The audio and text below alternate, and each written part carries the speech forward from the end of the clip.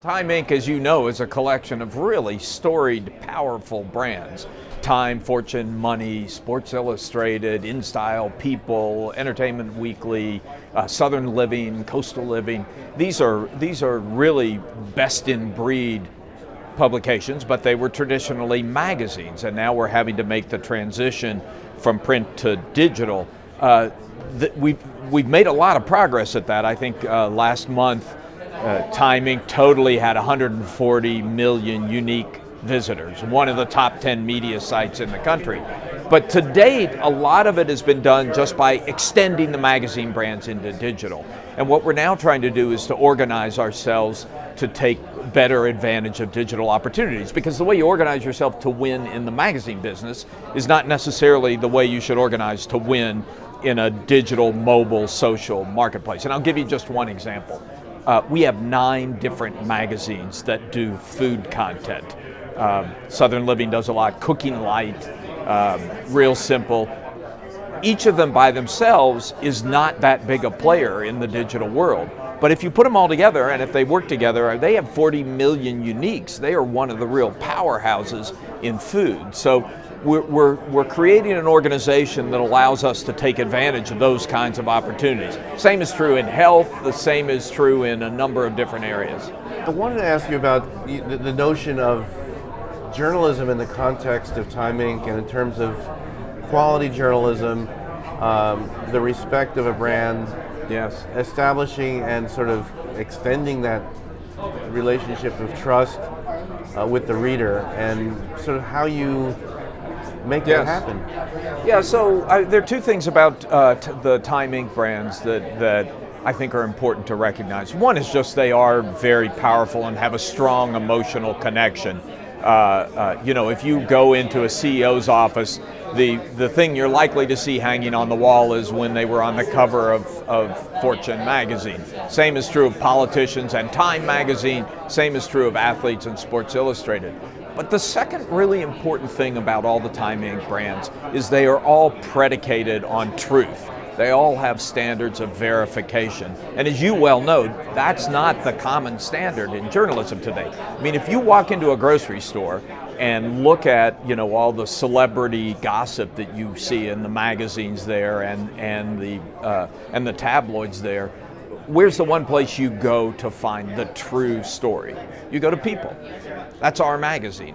That's what we believe in. So I think in this world of proliferating news sources and concerns about fake news and so on, the Time Inc. brand really stands for trust, truth, for standards, verification, and that's really important, and is as important, probably more important in the digital space than it was in the magazine space. We are great storytellers. So that's what another principle that Time Inc. is predicated on. There's no reason why we shouldn't help brands tell their stories as well.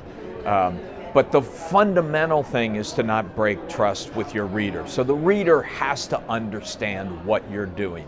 They have to clearly know the difference between content that your journalists create and content that is created for brands or by brands. So we're experimenting with a lot of different things, but the one principle that we hold to absolutely is to be as transparent as we possibly can with our readers and viewers about which is which. And finally, Alan, tell us about video. We've talked about it for a long time, you and I, when you were at the Journal. Yeah. And where's that going? Yeah, when you and I first talked about this, I don't know, 2009 maybe, 2008, 2009, at the Wall Street Journal, we were just beginning to do live webcasting from the newsroom. We got up to the point where we had 6 or 7 hours a day, and at the time we were just waiting for the over-the-top bundle to arrive, and we would have the news channel to plug into it. As you know, it's been slow in happening. I mean, the cable business has remained kind of sticky, but I think it's still happening. And in fact, I think we're at a point now where it's going to happen very quickly. And Time Inc. is prepared to play. We have beautiful studios. We already do one OTT channel, the Penn People Entertainment Network, which is I keep on in my office all day long. We have a huge video operation across all our brands. And I think you're going to see an explosion in this area in the next year or two, and we aim to be a part of that explosion. What are your thoughts about young people who are interested in journalism and I mean, clearly it's a hard road, but what are your thoughts? Well, I get asked that question a lot, and I talk to young people in journalism fairly frequently. I mean, I tell them two things.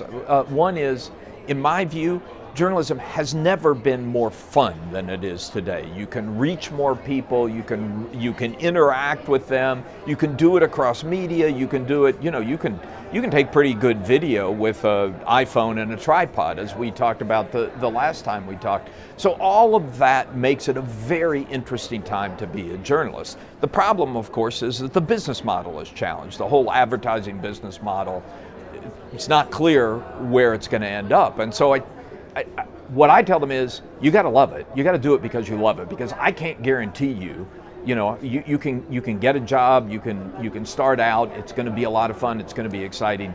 But we don't yet know how strong or sound this business is going to be 20 or 30 years down the road.